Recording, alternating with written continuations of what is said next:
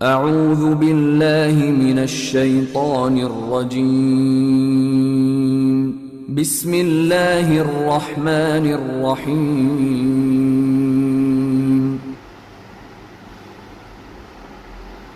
اعوذ باللہ من الشیطان اللعین الرجیم بسم اللہ الرحمن الرحیم الحمد للہ ذی المن والاحسان وذی العز والسلطان الذی خلق الانسان وعلمہ البیان والحمد للہ الذی نور قلوبنا بولایت محمد وآل محمد والحمد للہ الذی جعلنا من المتمسکین بولایت امیر المؤمنین علی بن ابی طالب والسیدۃ الجلیلۃ المخدومۃ المحرومۃ عن حق میراث ابیہا فاطمۃ الزہراء سلام اللہ علیہا وعلى سبطین سیدین امامین وعلى آلہ الطیبین الطاہرین المعصومین المنتجبین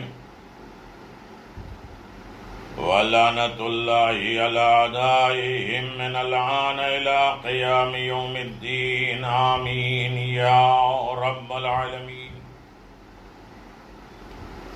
اما بعد فقد قال اللہ تبارک وتعالی فی محکم کتابہ المبین وہو اصدق الصادقین وقولہ الحق بسم اللہ الرحمن الرحیم لا تقنطوا من رحمت اللہ ان اللہ یغفر الذنوب جميعا صدق اللہ العلی العظیم وصدق رسولہ النبی الکریم سامعین گرامی قدر، ناظرین محترم، ایصال ثواب کی مجلس ذکر محمد و آل محمد، پیغام محمد و آل محمد، درس محمد و آل محمد علیہ السلام کے ضمن میں ہم اپنے مرحومین کو جو تحفے اور تحائف بھیج رہے ہیں اور مرحومین کے نام اعمال سے بہت سی خطائیں اور غلطیوں کو محو کرا رہے ہیں، مٹا رہے ہیں، وہ بھی واسطہ اور وسیلہ محمد و آل محمد علیہ السلام کا۔ یقیناً ہماری مصیبتیں بہت بڑی ہمیں نظر آتی، پہاڑ نظر آتے، اگر محمد اور آل محمد کا غم ہمارے ساتھ نہ ہوتا۔ ہم ایصال ثواب کے ضمن میں اپنے تمام مرحومین کو یاد کرنے کے سلسلے میں معصومین علیہ السلام کی مصیبتیں اور پریشانیوں کو یاد کرتے ہیں اور انہی کے دست مبارک سے اپنے مرنے والے کو پہنچاتے ہیں تاکہ بہترین اجر و ثواب ہو سکے اور وہ ثواب و قبولیت کی منزل پر فائز ہو سکے۔ یقیناً آپ دیکھیں، چاردہ معصومین علیہ السلام کا ذکر جہاں تقویت کا ذریعہ ہے، تسلی کا ذریعہ ہے، سکون اطمینان کے وسائل ہیں، وہاں بہترین تحفہ ہے اپنے مرنے والے کو۔ ایصال ثواب کے ضمن میں باتیں چل رہی تھیں کہ ہم ایصال ثواب میں جو مومنین ہماری نگاہوں کے سامنے نہیں ہیں، غائب ہیں، ان مومنین کو یاد کرنا تاکہ وہ قبر میں تنہائی رہ کے یہ محسوس نہ کریں کہ ہمارا کوئی نہیں ہے اور وہ مایوس ہونے لگے۔ اب ہم جو کر کے آئے ہیں وہی ہمیں بدلہ اٹھانا ہے، بلکہ ایصال ثواب نا امیدی سے بچانے کا بہترین وسیلہ ہے دونوں پارٹیوں کو، تاکہ قبر میں انہیں تسلی دی جائے کہ ابھی تمہارے رشتہ دار زندہ ہیں، وہ جو بھیجیں گے تمہاری قبر روشن ہوگی۔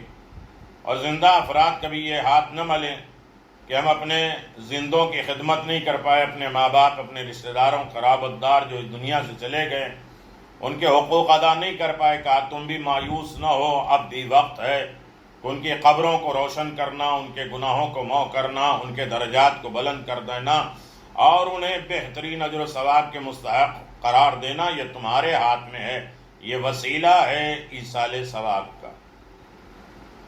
آپ سورہ فاتحہ پڑھتے ہیں، ایک ذکر سنتے ہیں، ایک نصیحت سن لیتے ہیں، اثر ہو جاتا ہے، عمل کر لیتے ہیں تو ان کی نسلیں آباد ہو جاتی ہیں اور ان کی قبر بھی آ جاتی ہے۔ اسی لیے مشہور ترین میں ایصال ثواب کے ضمن میں یہ ہماری 8ویں گفتگو ہے اور ایک سلسلے وار گفتگو ہے کہ اگر انسان اس کی طرف متوجہ ہو، یقیناً النظر الی وجہ علی ابن ابی طالب عبادہ، سنا ہے علی ابن ابی طالب کے چہرے مقدس کی طرف دیکھنا عبادت ہے، تو ذکر علی عبادہ بھی ہے، حب علی عبادہ بھی ہے۔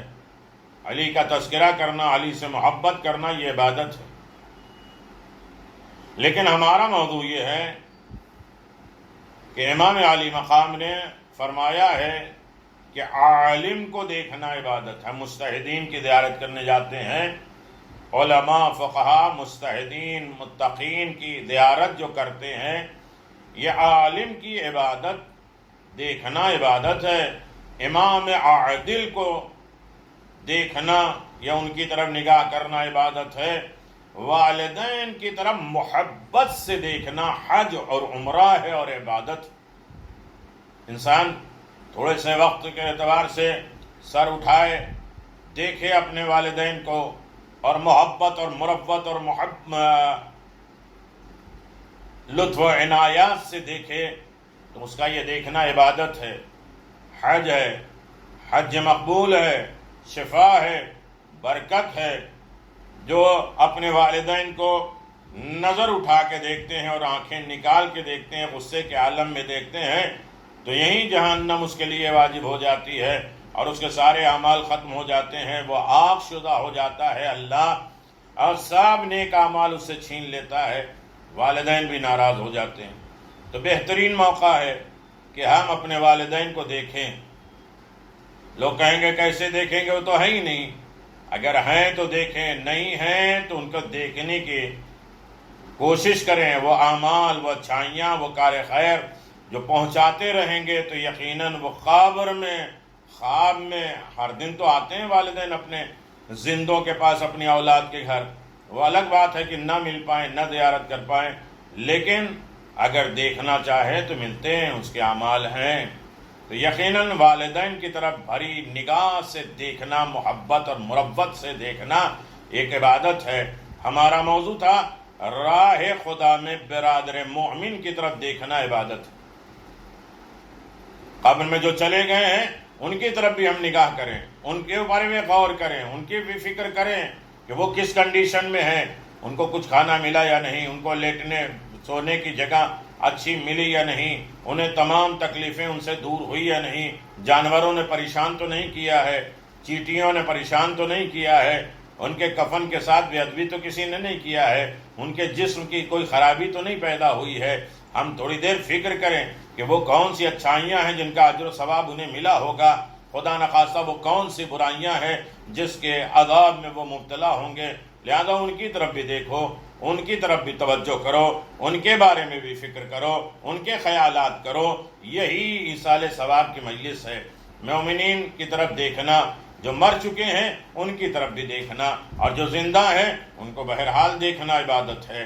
اللہ نے دو مومنوں کے درمیان برادری نہیں قائم کی ہے، ایک دوسرے کا بھائی نہیں بنایا ہے، قائم نہیں کی، مگر یہ دونوں ایک کے لیے ایک مرتبہ رکھا ہے۔ جو مومن آپس میں برادری اور محبت اور اخوت اور بھائی چارگی یہ رکھتے ہیں، مروت اور محبت رکھتے ہیں، ان میں دونوں میں اجر و ثواب الگ نہیں ہے، ایک ہی ہم پلہ، ایک ہی رتبہ، ایک ہی درجہ وہ رکھتے ہیں جو دوسرا بھائی رکھتا ہے۔ تو جس نے بھی روایت ہے کہ جس نے خدا کی خوشنودی کی خاطر برادری برقرار رکھی. ٹھیک ہے، خاندانی تکالیف ہوتی ہیں، دشواریاں ہوتی ہیں، مسائل ہوتے ہیں، لیکن خدا کے لیے میں نے ان سے برادری رکھی ہے اور ان سے بھائی چارگی و قوت رکھی ہے. وہ خانہ جنت سے بہرامند ہوگا جس نے خدا کی خوشنودی کے لیے اپنے برادر مومن، اپنے ریلیشن کو مینٹین کیا ہے. وہ جنت کے گھر سے بہرامند ہوگا. اور جس نے اپنے مومن بھائی کا اکرام کیا وہ بھی جنت کا مستحق ہوگا. ادب احترام ٹھیک ہے، ہمارے دادا آبا و اجداد ہم نے دیکھا نہیں، لیکن ہمارے اوپر حق ہے کہ ہم ان کی نسل سے ہیں، تو لہذا ان کے لیے سارے ثواب ہونا چاہیے، ان کے واجبات ادا ہونا چاہیے. کیا اس نے گویا خدا کا اکرام کیا؟ روایت میں ہے کہ جس نے اپنے برادر مومن کا اکرام، رسپیکٹ، ادب احترام کیا، اس نے اصل میں خدا کا اکرام کیا. جو خدا کا اکرام کرتا ہے خدا اس کے ساتھ حسن سلوک کرے گا، اچھا سلوک کرے گا. یہ تو سب پر واضح ہے، ظاہر ہے، اوپن ہے کہ جو خدا کے ساتھ کرم کرے گا خدا اس کے ساتھ کرم کرے گا، اس کے ساتھ حسن سلوک کرے گا، اچھا برتاؤ کرے گا، اسے مسائل، مشکلات، پریشانیاں، دشواریوں سے نکال دے گا. تو ہم ایک برادر مومن کے ایصال ثواب کے لیے یا ہم پریشان ہیں، ہم سوچ میں ہیں، ہم غور و فکر کر رہے ہیں، ہم تڑپ رہے ہیں کہ قبر میں کیسے زندگی گزار رہا ہوگا، کیا مسائل ہوں گے. اب یہاں سے ہم کچھ تحفے بھیج سکتے ہیں تو بھیج دیں، تو ان کے لیے مہربانی ہوگی. یہ حسن سلوک ہوگا اور اللہ اس کے بدلے میں اچھا برتاؤ ہمارے ساتھ کرے گا. صلوات پڑھ دیں محمد و آل محمد. اللہم صلی علی محمد و آل محمد. بہت سی روایتیں ہیں کہ انسان برادر مومن کے ساتھ کیسا سلوک کرتا ہے، برادر مومن کے ساتھ کیسے رہتا ہے، انسان برادر مومن کے لیے کیا کرتا ہے. جو غیب میں ہے، سامنے نہیں ہے، خاص طریقے سے مرنے والا جو ہمارے سامنے نہیں ہے، اس کے ساتھ ہم کیسا سلوک کرتے ہیں. حضرت امام محمد باقر علیہ السلام فرماتے ہیں، دو برادر مومن جب جنت میں پہنچیں گے، اللہ اکبر، دو مومن بھائی جب جنت میں پہنچیں گے تو ایک دوسرے پر باعتبار مرتبہ فضیلت اور برتری رکھتا ہوگا.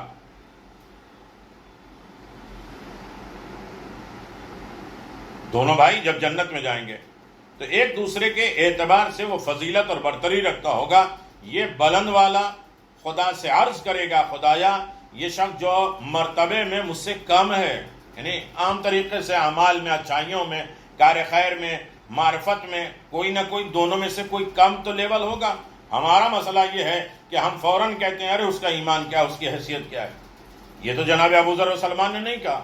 لیکن جب دو برادر مومن جو آپس میں جائیں گے اور ان میں فضیلت میں کوئی ایک کم رہے گا، تو جو فضیلت میں زیادہ ہے وہ کہے گا میرے پروردگار جو مرتبے میں مجھ سے کم ہے اس نے مجھے تیری اطاعت کی طرف بلایا ہے، جو کم رتبے میں ہے اس نے بھی تیری اطاعت، تیری محبت، تیری مربت، تیری مہربانی کی طرف مجھے دعوت دی ہے، تیری نافرمانی سے اس نے روکا ہے، چاہے حیثیت کم ہے. آخرت کی طرف اس نے رغبت دلائی ہے، خوف خدا دلایا ہے، جہنم کا ڈر دلایا ہے، حساب و کتاب کی منزلوں کی طرف متوجہ کیا ہے. یہ رتبے میں کم ہے، فضیلت میں کم ہے، لیکن اس نے روکا، ٹوکا، ہدایت کیا، اللہ کی طرف بلایا، اطاعت خدا کی طرف دعوت دی ہے.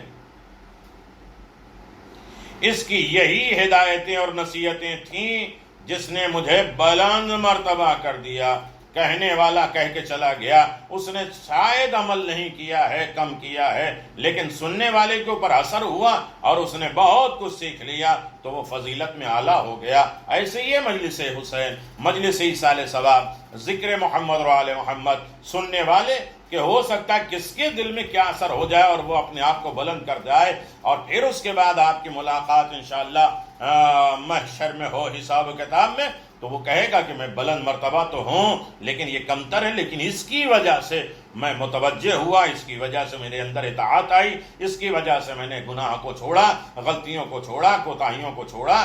یقیناً پھر میں کہہ رہا ہوں بہت آسان ہے، جیسے آج کل ہوتی ہے، 2-4 نقطے، 2-4 واقعات اور فضائل بیان کر دیتے، ایصال ثواب ہو جاتا۔ لیکن ایصال ثواب میں ہمیں ایک میٹر جمع کرنا ہے، ایک فکر کو بیدار کرنا ہے، ایک تمام چیزوں کو ایک ساتھ رکھ کے آمادہ کرنا ہے کہ یقیناً ہم کس اعتبار سے خداوند عالم کی بارگاہ میں جا سکتے ہیں اور خدا کے مقرب ترین بندے بن سکتے ہیں، اور اطاعت خدا کے کس مقام پر ہم فائز ہو سکتے ہیں ایک دوسرے کے سپورٹ کی وجہ سے، ایک دوسرے کی ہدایت کی بنیاد پر، ایک دوسرے کے کار خیر اچھائیوں کی بنیاد پر ہم اپنے آپ کو کتنا متوجہ کر سکتے ہیں۔ یقیناً جس نے مجھے بلند مرتبہ تک پہنچایا اس کی نصیحتوں نے، لہذا آج تو اس کو میرے ہم رتبہ بنا دے، ہمارے برابر اس کو درجہ دے دے، اس لیے کہ اس کی نصیحتوں سے ہم نے اپنے آپ کو ڈیولپ کیا ہے۔ لہذا آج تو اس کو میرے ہم رتبہ، ہمارے درجے کے اعتبار سے قرار دے دے۔ خدایا اس کی التجا کو سنے گا اور دونوں کو برابر کا عہدہ، برابر کا منصب، برابر کے درجات عنایت کرے گا۔ یہی ایک طرف نہیں ہے، یہ تو برادر مومن جب آپس میں ملے گا تو ان کو اللہ ایک لیول کا بنا دے گا۔ اسی طرح 2 منافق میں ایک جہنم کے پس طبقے میں، اسفل سافلین میں، بالکل نیچے والے حصے میں ہوگا، اور دوسرا ساتھی اس کے بنسبت کچھ کم عذاب ہوگا، لیول ہوگا نا ایک دوسرے کے اوپر، جہنم میں جہنم، تو ایک تو بالکل پست ہوگا، ایک تھوڑا سا کم ہوگا۔ جو شخص سخت عذاب میں مبتلا ہوگا وہ خدا کے حضور میں عرض کرے گا، خدا کی بارگاہ میں کہے گا، خدایا اس شخص نے مجھ سے تیری نافرمانی کروائی ہے، تیری مخالفت کروائی تھی، مجھے گمراہ کیا تھا، مجھے بے راہ رو کر دیا تھا، تیری بندگی سے جس نے روکا تھا، ارے یہ بھی کرو گے، وہ بھی کرو گے، کب تک کرو گے، کیسا کرو گے، چھوڑو، جانے دو، اللہ بڑا غفور الرحیم ہے، بڑا مہربان ہے، اس نے بہت روکا، آخرت سے ہمیں غافل کیا تھا، ہمیں فتنے فسادات میں لگا دیا تھا، اور مجھے وقت گناہ یہ کہہ کے کبھی نہیں روکا کہ ایک دن تیرا آمنا سامنا خدا سے ہوگا۔ اس نے میرے دل میں خوف ہی ختم کرا دیا تھا۔ خدایا اس کو میرے ساتھ جہنم کے اس شدید عذاب میں کیوں نہیں قرار دیا؟ اسی بہکاوے میں تو میں نے یہ سب کیا، تم نے میرے پر اتنا سخت عذاب کر دیا، اس کو بھی اسی منزل پہ پہنچا دیں۔ حضرت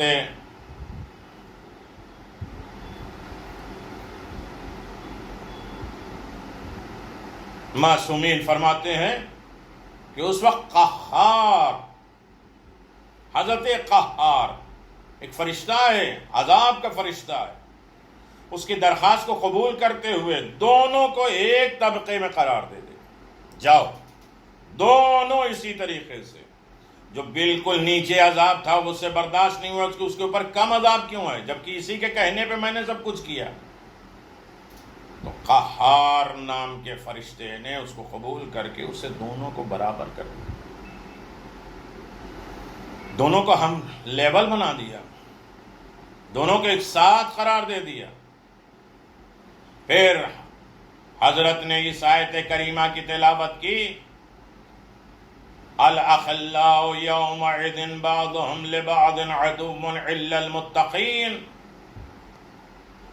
یقیناً سورہ زخرف آیت نمبر 68، جس میں اللہ تبارک و تعالیٰ اعلان فرما رہا ہے قیامت کے دن صاحبان تقوی کے علاوہ ایک دوست دوسرے دوست کے دشمن ہوں گے، صرف متقی اور مؤمنین آپس میں بھائی ہوں گے، ایک دوسرے کے دوست ہوں گے، لیکن جنہوں نے تقوی اختیار نہیں کیا، گناہ گار ہیں، وہ سب ایک دوست دوسرے دوست کا دشمن ہوگا۔ تیرے کہنے پہ میں نے کیا، تو نے مجھے کروایا، تو نے مجھے بہکایا، تیری وجہ سے میرے اندر یہ آئی، تو اگر انسان اس منزل پر پہنچ جائے کہ دوست کے ذریعے وہ پہچانا جائے اور دوست کی کیفیت اس کے اندر آ جائے اور دوست کے برابر ہو جائے، تو ہدایت ہمیں کرنا ہے، نصیحت کرنا ہے، ایسے دوست نہیں بنانا ہے۔ مولا کائنات اپنی وصیت میں یہی تو ارشاد فرماتے ہیں کہ ہاتھ اور زبان سے اس زمانے میں لوگوں کو روکتے رہو، برائیوں سے روکتے رہو، اور بروں کے درمیان بچنے سے بچو۔ اگر معاشرہ سوسائٹی اچھا چاہتے ہو تو ہاتھ اور زبان سے دوسروں کو برائیوں سے روکو۔ ہاتھ غلط کام کی طرف نہ جائے، ہاتھ دوسرے کے سپورٹ کے لیے جائے، دوسروں کی مدد کے لیے جائے، دوسرے کے کار خیر کے لیے جائے۔ زبان سے فتنہ اور فساد نہ ہو، اختلافات نہ ہو، اس لیے کہ زبان سے جرم کم از کم 300 یا مشہور ہے 200 جو انسان زبان سے جرم کرتا ہے۔ تو ابھی سورہ فاتحہ، دعا، اعمال، مرحومین کو یاد کرنا یہ اچھے اعمال ہیں۔ کم از کم ہماری زبان پاک ہو جائے گی، ہماری فکر پاک ہو جائے گی، اور ہم صحیح معنوں میں خداوند عالم کی طرف متوجہ ہو جائیں گے۔ تو بات یہ ہے کہ تقوی اور متقی اور مومن کے علاوہ ایک دوسرے کا کوئی بھائی نہیں ہوگا، سب دوست ایک دوسرے کے دشمن ہوں گے۔ اللہ اکبر۔ لہذا کسی کے کام آؤ، اچھائی کی طرف دعوت دو، برائی سے روکو ٹوکو، خود بھی عمل کرو، ایک دوسرے کی ضرورت کے اعتبار سے زندگی گزارو۔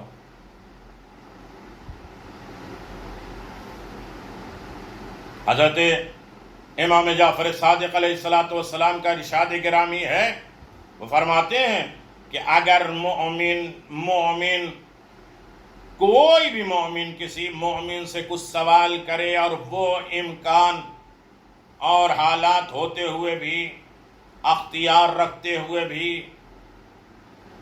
اور اسباب ہوتے ہوئے بھی وہ پورا نہ کرے، مومن کی حاجت پوری نہ کرے، جبکہ اس کے پاس ہے حاجت پورا کرنے کے اختیار ہے، اللہ نے اس کے زبان پہ اثر دیا ہے کہ دوسرے سے اس کے لیے اچھائی کرا سکتے ہیں، اس کا سپورٹ کرا سکتے ہیں، اس کی حاجت پوری کرا سکتے ہیں، لیکن پھر بھی نہ کرے تو خدا قبر میں اس پر سانپ مسلط کرے گا، جو اس کی انگلیوں کو ڈسیں گے، انگلیاں کاٹیں گے، ختم کریں گے، ٹکڑا ٹکڑا کرے گا سانپ۔ کیوں؟ حالات ہوتے ہوئے بھی ہم کہتے ہیں جاؤ معاف کرو، دوسرے کے دروازے پہ جاؤ جو چھوٹے فقیر ہیں، یعنی اس کا مطلب کوئی غلطی ہم نے کیا ہے جو معافی مانگ رہے ہیں۔ لہذا آج ضرورت مند مومنین جو قبروں میں سال ثواب کے، ہمارے لیے اختیار ہے، کیا ہم دو سورہ فاتحہ نہیں پڑھ سکتے؟ اپنے مرحومین کے نام نہیں دے سکتے کہ ایک مجلس ذکر حسین ہو جائے؟ ہے حالات، لیکن انسان پس بیٹھا ہے، ہاتھ بیٹھا ہے، کیا کرے، بھول چکا ہے، اسی طرح وہ بھی بھولا جائے گا۔ حاجت مومن کو پورا کرو خاص طریقے سے، جو قبر میں ہے خاص طریقے سے، آپ کے اختیار میں، ہمارے اختیار میں، سورہ فاتحہ بھی، مجلس بھی، اچھائیاں بھی، نیکیاں بھی۔ انسان کہہ سکتا ہے میرے پاس مال دولت نہیں ہے، سرمایہ نہیں ہے، وقت نہیں ہے، تو کم از کم ایسے وقت میں بھی اپنے آپ کو معاف کرا سکتا ہے، جو وقت بھی ہے، حالات بھی ہیں، مجلسیں بھی ہو رہی ہیں، فاتحہ بھی کرا سکتے ہیں۔ ایسے وقت میں انسان اگر اپنے مرحومین کو یاد نہیں کرے گا، بار بار یاد نہیں کرے گا، تو سانپ مسلط ہوں گے، جسم کے ٹکڑے ٹکڑے کرے گا، پھر اگلے گا، پھر اس کے بعد جسم بنے گا۔ اللہ اکبر۔ اسماعیل ابن عمار نے حضرت امام صادق علیہ السلام سے سوال کیا، مومن رحمت ہے، اس کے معنی کیا ہے؟ مومن رحمت ہے، ہر طریقے کے عذاب، زحمتیں، تکلیفوں کو بچانے کا بہترین وسیلہ ہے، لیکن مومن کے بارے میں سوچے تو صحیح، غور تو کرے، خاص طریقے سے مرحومین کے لیے۔ امام نے فرمایا ہاں، مومن کی ضرورت کو پورا کرنا رحمت ہے، ایک مومن دوسرے مومن کے لیے رحمت ہی رحمت ہے، نیکیاں ہی نیکی ہے، اور صحیح معنوں میں رحمت ہی وسیلہ ہے۔ ایک مومن دوسرے مومن کو یاد کرے جس کا خدا نے اس کو اہل قرار دیا ہے، اور اس کی یہی نیکی اسے خدا سے قریب کرے گی۔ کہ ایک دوسرے مومن کا ساتھ دو، سہارا دو. یہی نیکیاں انسان کی زندگی میں کارگر ہونے والی ہے، کامیاب ہونے والی ہے، اور انسان اپنے مسائل سے جو دوچار ہے وہ مشکلات دور ہونے والی ہے. مومن کا خیال رکھنا، مومن کے لیے رحمت بننا، مومن کی مغفرت کا ذریعہ بننا، مومن کے کام آنا، چاہے وہ قبر میں ہو. اللہ اکبر. اگر امکان کے باوجود، حالات ہوتے ہوئے باوجود، قدرت رکھتے ہوئے اس کے علاوہ رد کر دے کہ ہم ہی کیوں اصال ثواب کریں، ان کے تو بچے موجود ہیں، ان کی تو اعلیٰ اولاد موجود ہیں، ان کے گھرانے والے موجود ہیں، وہ کرائیں گے اصال ثواب، وہ مجلسیں کرائیں گے، وہ واجبات ادا کرائیں گے، اور ہم نے رد کر دیا. مومن کے لیے رحمت کا ذریعہ نہیں بنے تو خدا اس کو رحمت سے محروم کر دے گا. خدا جسے رحمت سے محروم کر دے اس کا مقام کیا ہوگا، اس کی حیثیت کیا ہوگی، اس کا لیول کیا ہوگا. اور یہ نعمت خود سائل کے نام اعمال میں تحریر کر دی جائے گی. جتنی نیکیاں ہوگی مانگنے والے کے نام پہ لکھ دیا جائے گا. جس نے رد کیا ہے اس کے نام اعمال میں ساری برائیاں، خرابیاں ڈال دی جائے گی کہ تمہارے حالات ہیں. تھوڑی دیر بیٹھ کے 1 گھنٹہ مجلس سن کے مرحوم کے اصال ثواب کرا دیتے، یہ فاتحہ پڑھ لیتے، یا اس کے واجبات کو ادا کر لیتے، یا اس کے لیے کار خیر کر لیتے. ہے حالات پھر بھی تم نے رد کر دیا، لہذا رحمت الہی سے تم محروم رہو.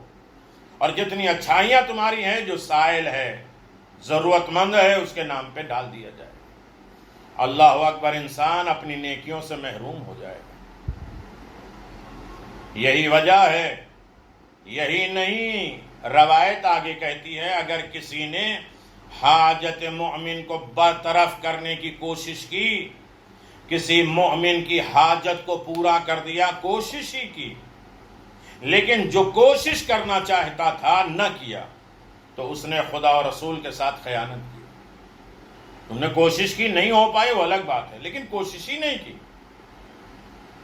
ہم نے اللہ رسول کے ساتھ خیانت کی. آخری حد تک کوشش کرو. حالات بند ہیں، کھلے عام مجلسیں نہیں ہو سکتی، تو گھروں پہ ذکر حسین پہنچاؤ، مرحومین کا ذکر ہو. ایک نیکی بھی اگر کسی نے سیکھ لیا تو مرحومین کے درجات بلند ہو جائیں. کوشش کیوں نہیں کی؟ کوشش اگر نہیں کی ہے تو تم نے خدا اور رسول کے ساتھ خیانت کیا.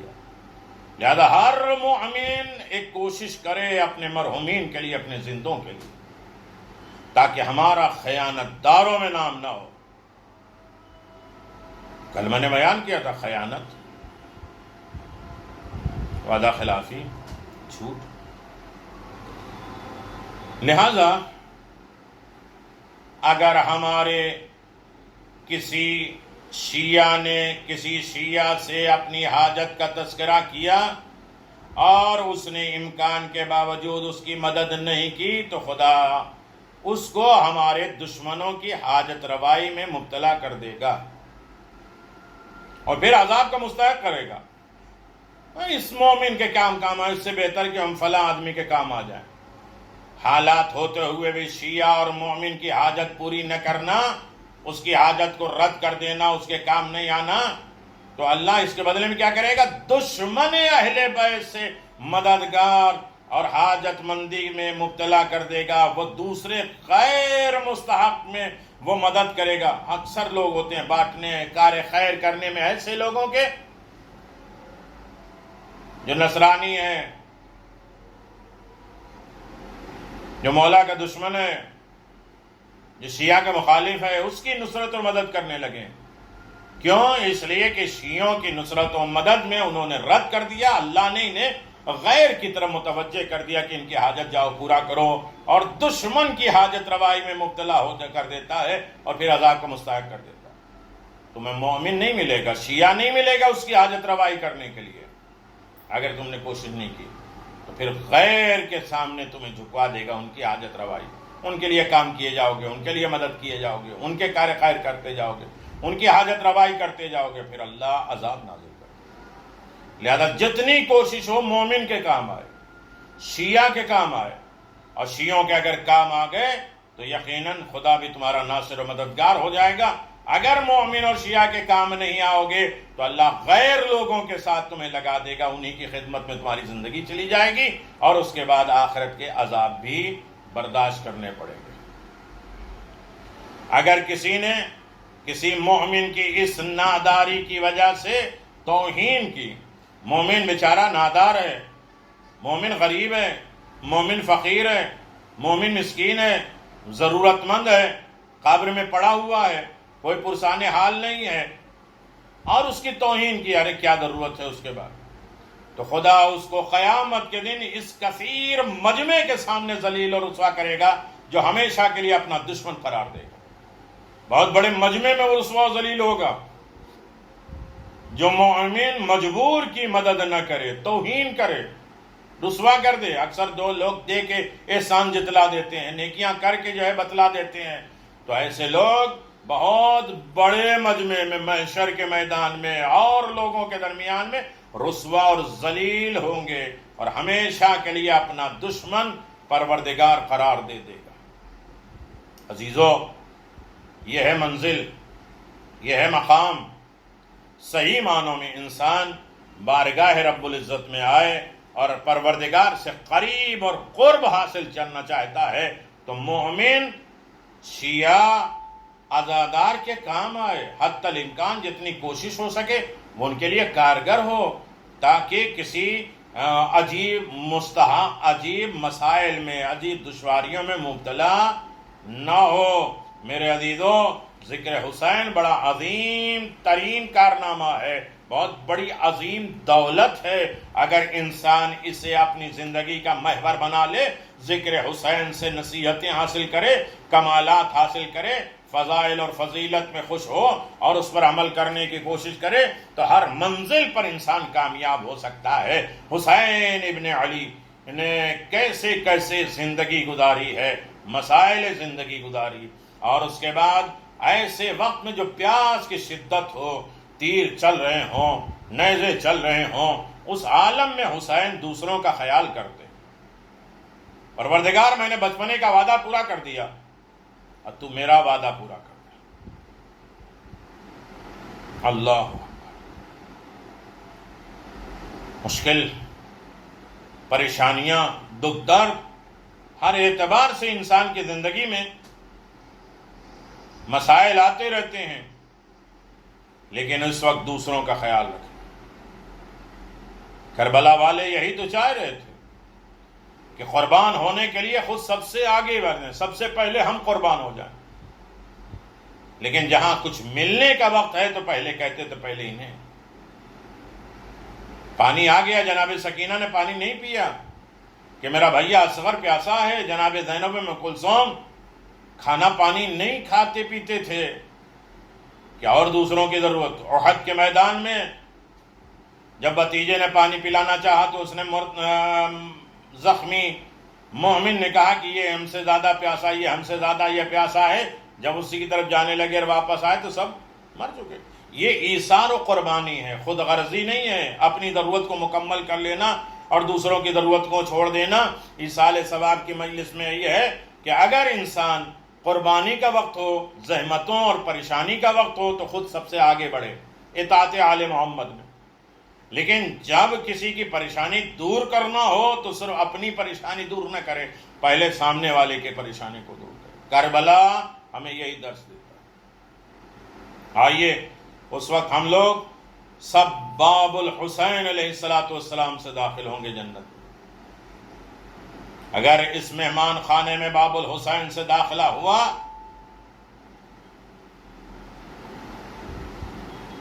تو بروائے قیامت میں بھی اسی دروازے سے انشاءاللہ داخل ہوں گے۔ امام حسین کے روضے میں ایک ہے باب الحسین، اور اصل باب الحسین باب الحوائج ہے، ابو الفضل عباس ہے، حسین کا دروازہ۔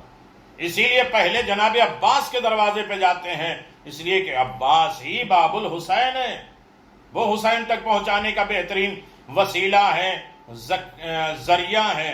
لہذا ہر اعتبار سے انسان یہ کوشش کر لے کہ یقیناً انسان کسی کے کام آئے۔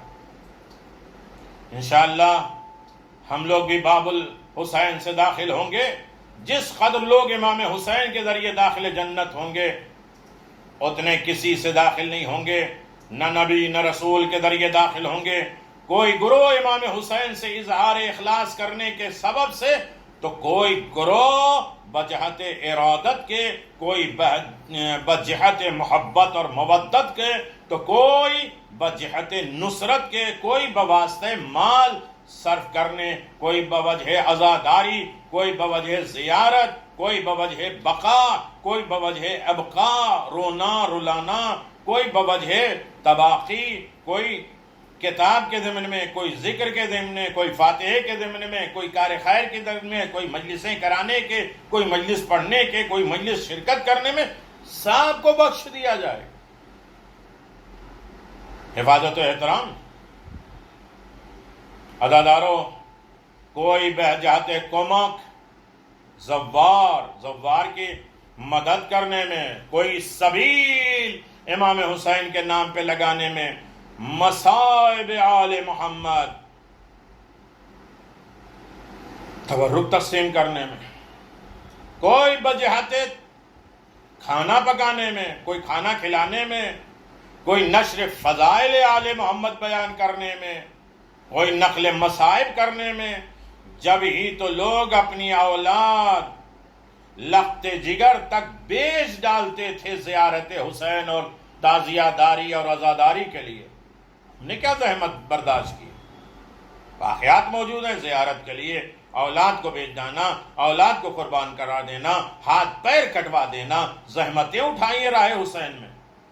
عزاداری اور تعزیہ داری کے لیے گھر بار کو بیچ دیا، بیٹیوں کو بیچ دیا، تکلیفیں اٹھائی ہیں عزاداری کے لیے، ذکر حسین کے لیے۔ حضرات، اور بہت سے کام تو ہیں ہم سے ہوتے نہیں ہیں، کم از کم چند آنسو تو راہ حسین میں دے سکتے، اس میں تو کوئی مذائقہ نہیں ہے، اس میں تو کوئی مجبوری نہیں ہے۔ ایسی پاک غذا کھائے جو آنسو نکلے تو قلب سیدہ کو تسلی، حسین کے راہ میں کام آ سکے۔ خداوند عالم اسباب زیارت فراہم کرتا ہے، زیارت کے راستے کو کھولتا۔ ہم زیارت قبر سے مشرف ہوں اور ان مقامات کو اپنی نگاہوں سے دیکھیں۔ خدا ہم سب کو جلد از جلد زیارت نصیب کرا۔ زوار کی خدمت، ظاہروں کی خدمت، عزاداری کی خدمت، تبرکات کی خدمت، مسائل زندگی در حسین سے وابستہ ہے، باب الحوائج امام جناب ابو الفضل عباس سے وابستہ ہے۔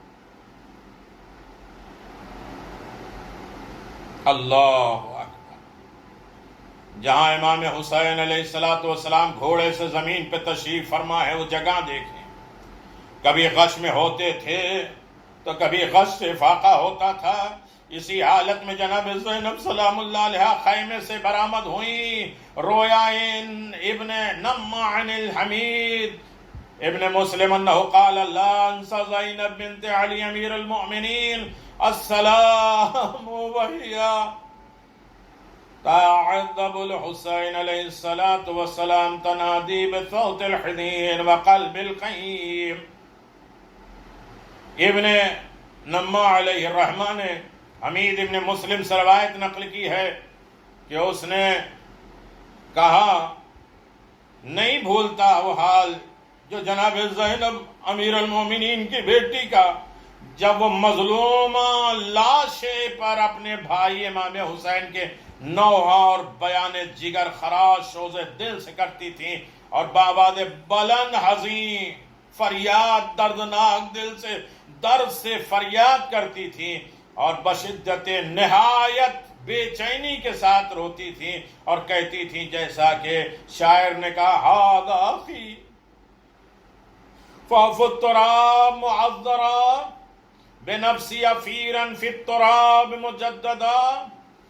ہائے افسوس یہ جسم اطہر میرے بھائی امام حسین کا ریگے گرم پہ گرم ریت پر بے لباس پڑا ہے اور قربان ہوں اس لاش انور پر جو خاک اور خون میں آلودہ اور غلطاں ہے۔ اور بنب سے تریحن تعثم الجبال صدقا بنفسی جریحا بالدماء مغتسلا، ارے فدا ہو بہن اس سینے اقدس پر جو ظلم و ستم عادہ سے پامال اور گھوڑوں کی ٹاپوں سے روندا گیا ہو، اور خدایا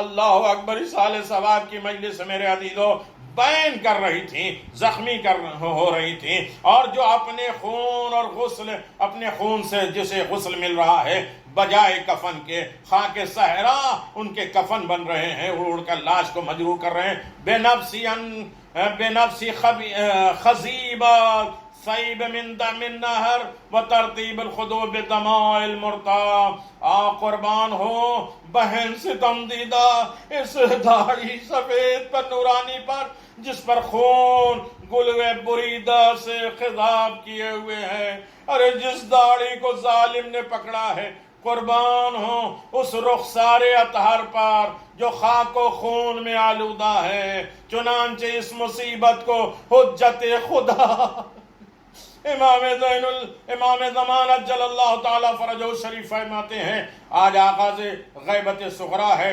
260 ہجری یا 265 میں۔ آپ دیکھیں کس طریقے سے امام غیب میں ہے، لیکن امام غیب سے بھی مذہب حسین دیکھتے ہیں۔ سلام اس رخسار انور پر جو خاک آلود، سلام اس ریش اقدس پہ داڑھی پر جو خون سے خضاب ہوا، سلام اس بدن پر جس کے پر گھوڑے دوڑائے گئے، سلام اس بدن پر جس میں اتنے زخم تھے کہ ایک طرف کی ہوا دوسری طرف پار ہو جایا کرتی تھی، ارے سلام اس جد مظلوم پر جس کے سامنے اس کا پورا گھر لٹ گیا اور جس کا سر نوکے نیزہ پہ بلند کر دیا گیا۔ الا لعنت اللہ علی قوم الظالمین سیعلم الذین ظلموا ای منقلب ینقلبون انا للہ و انا الیہ راجعون رضا بقضائہ و تسلیما لعمرہ۔ ایصال ثواب کی مجلس خدا ہمارے ایصال ثواب کو قبول فرمائے، ذکر محمد و آل محمد کو قبولیت کا شرف عنایت فرمائے، ہمیں تمام فتنے آفات اور بلاؤں سے محفوظ فرمائے، ہمیں عزت و کامرانی کی زندگی مرحمت فرما۔ اے میرے پروردگار، زیادہ زیادہ اپنے مرحومین کو یاد کرنے، انہیں بہترین تحفے اور تحائف سے نوازنے کی دولت عطا فرما، ہمارے گھروں کو آباد و شاد فرما، ہمارے گھروں میں خوشیاں اور مسرور اور خوشی اور سرور حاصل فرما، داخل فرما، عزت و کامرانی کی زندگی عنایت فرما، ہم سب کے مرحومین کی مغفرت فرما، زندوں کی حفاظت فرما، اور زیارت معصومین علیہم الصلاۃ والسلام کا شرف عنایت فرما۔ جو ایصال ثواب کی مجلسیں کر رہے ہیں یا کرا رہے ہیں، پروردگار ان کی تمام حاجات کو پورا فرما، انہیں لطف و عنایت فرما، انہیں ہر طریقے کی آفت اور بلاؤں سے محفوظ فرما۔ آپ حضرات سے گزارش ہے ایک مرتبہ سورہ حمد اور 3 مرتبہ سورہ اخلاص کی تلاوت کر کے نیر زہرا، حکیم حسین، محمد حسین، فیاض حسین، نرگس حسین، رفعت رضوی، صدف رضوی، محمد مہذیب، رسول باندی، کنیز بانو، حسن بانو بی بی، وسیم حیدر، باقر سجاد اور مرزا علی حسین ابن مرزا محمد باقر کے لیے، ان کے درجات کی بلندی کے لیے، ان کے تمام خطا اور غلطیوں کو معاف کرانے کے لیے، اور گھر والوں کو اپنے واجبات ادا کرنے پہ سکون حاصل کرنے کے لیے سورہ مبارکۃ الفاتحہ۔ اللہم صلی علی محمد وآل محمد، اللہم صلی علی محمد وآل محمد۔ بسم اللہ الرحمن الرحیم، الحمدللہ رب العالمین الرحمن الرحیم مالک یوم الدین، ایاک نعبد و ایاک نستعین، اہدنا الصراط المستقیم صراط الذین انعمت علیہم غیر المغضوب علیہم ولا الضالین۔ بسم اللہ الرحمن الرحیم، قل هو اللہ احد اللہ الصمد لم یلد ولم یولد ولم یکن له کفوا احد۔ بسم اللہ الرحمن الرحیم، قل هو اللہ احد اللہ الصمد لم یلد ولم یولد ولم یکن له کفوا احد۔ بسم اللہ الرحمن الرحیم، قل هو اللہ احد اللہ الصمد لم یلد ولم یولد ولم یکن له کفوا احد۔ اللہم صل علی محمد وآل محمد، اللہم صل علی محمد وآل محمد وعجل فرجهم۔ اللہم حاضر صلوات وحاضر دعا وحاضر تلاوت قرآن، حاضر مجلس دعوی گریہ مومنین و مومنات وبا ثواب فی قبر جمیل المؤمنات، خصوصاً هذه المرحومين مغفورين عليين برحمتك يا أرحم الراحمين.